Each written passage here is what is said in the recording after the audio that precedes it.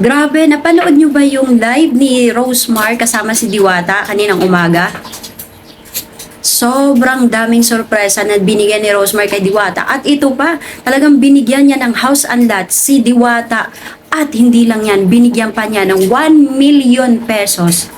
Ah, grabe. Si Rosemar lang talaga ang malakas. Talagang pinapatunayan talaga niya yung kasabihan na yan. At eto, talagang pinatunayan din ni Rosemar yung post niya sa Facebook niya na once na ibigay na niya yung mga regalo niya kay Diwata, talagang magbabago yung buhay ni Diwata. Grabe no, nakakatuwa kasi deserve naman talaga ni Diwata yung lahat ng binigay ni Rosemar. As in, napaka ano talaga ni Rosemar kasi alam naman niya na kailangan talaga ni Diwata yon at talaga namang binigay niya yung pera 1 million house and lot, 'di ba? Sobrang talaga at saka deserve naman talaga ni Diwata.